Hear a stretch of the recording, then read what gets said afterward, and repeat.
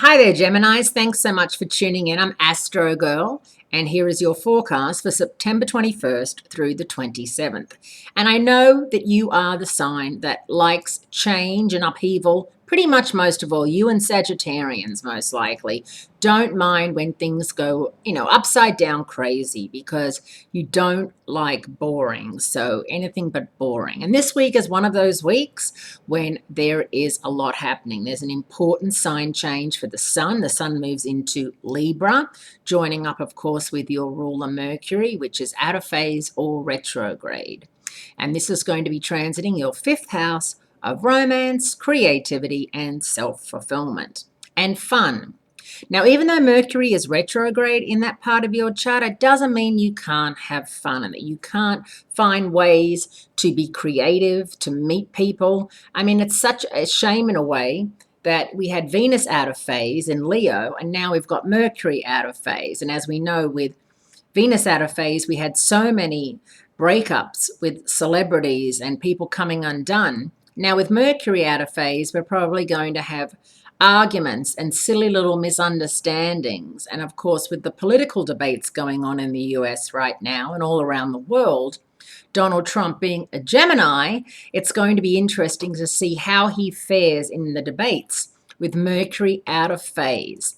Whether or not he'll be able to think as quickly on his feet, whether or not he'll be able to get his thoughts across in a way that people can understand and accept and think about versus being, a bit boisterous and a bit bullyish like he often comes across.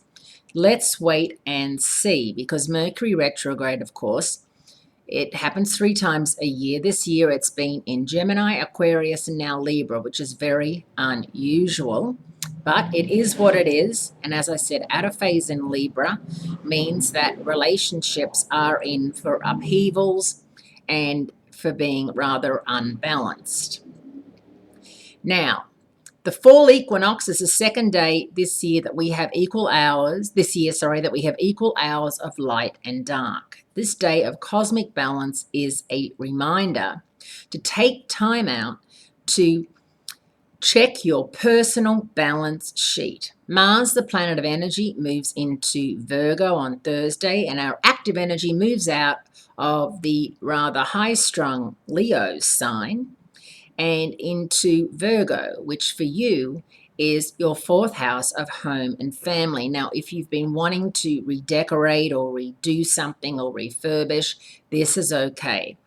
Because Mercury's retrograde, it's not a good time to put your place on the market or go looking to rent a place, because signing on the dotted line, like leasing a car or anything like that, any heavy duty items or expensive things, it's not a good time to do it while Mercury is retrograde. The chances of buying a lemon are very real, and that's the last thing you want. Or the chances of not properly, researching the place and getting in, and the neighbors are terrible and the school system's not great, or there's no public transit. There's things that you haven't thought of because you went into it with Mercury retrograde. Finally, on Sunday, the 27th, there is a supermoon, a total lunar eclipse in Aries, your 11th house of hopes, dreams, wishes, and friendship. It has a very strong gravitational pull. Now, this means that you may find yourself in a heated debate with a friend. It could be an Aries or a Libra or another Gemini. And whether or not you can work things out, supermoons are obviously pretty intense. Moon equals emotion.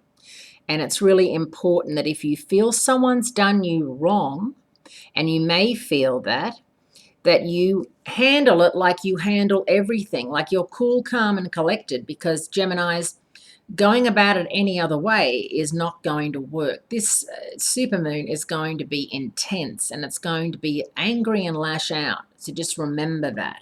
So it's a really, really interesting week with a lot happening, and I wish you well. Be kind to yourself, and thanks so much for tuning in.